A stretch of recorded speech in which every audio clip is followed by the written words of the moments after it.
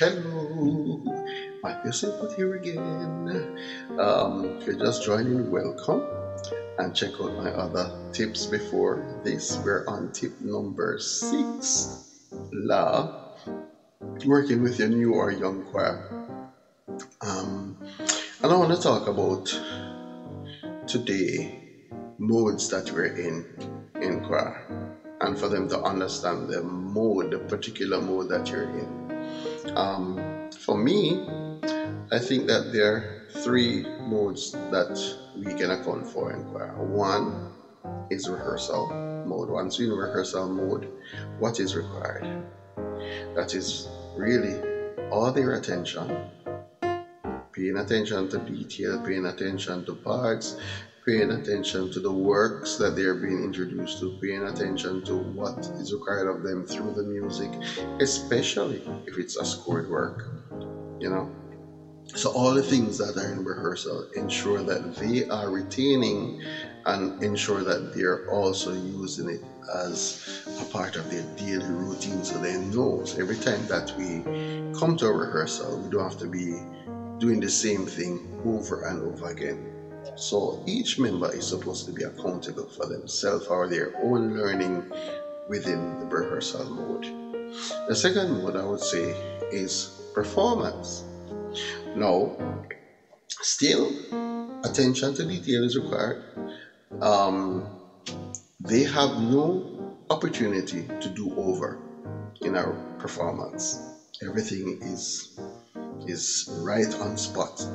They have to be sure that they know what they're doing, they know what they're singing, also with you as guide. Once you establish your gestures or patterns or conducting what each thing that you do means or what is required of them when you do this. What is this? What does that mean? That would be through rehearsal and they know.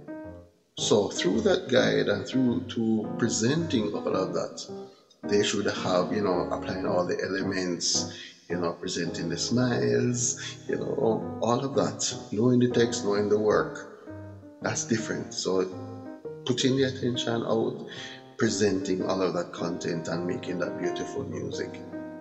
And the third mode they should be aware of is recording. So if you're into recording your work, recording your performance, if you're doing studio work as a group, they should know what is required. So that is a lot of energy required, a lot of memory to know what they're doing. Because studio time usually is money. So you want to save on that. So if you can do something in one take, great. There might be instances where you think that, okay, this is a simple piece, so this is learned and should be able to be covered within an hour.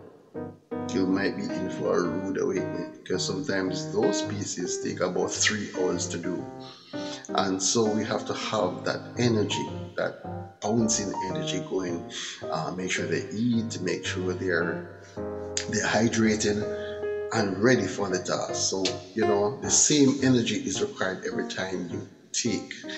Because a lot of times, because they're doing one thing so many times, you get tired of it, you lose the momentum, you lose the energy.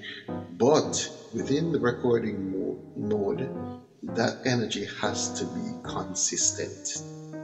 Rehearsal, the energy still has to be consistent, but we have an opportunity to fix and go and that's why we have rehearsal. We have multiple times of rehearsals, and that can happen.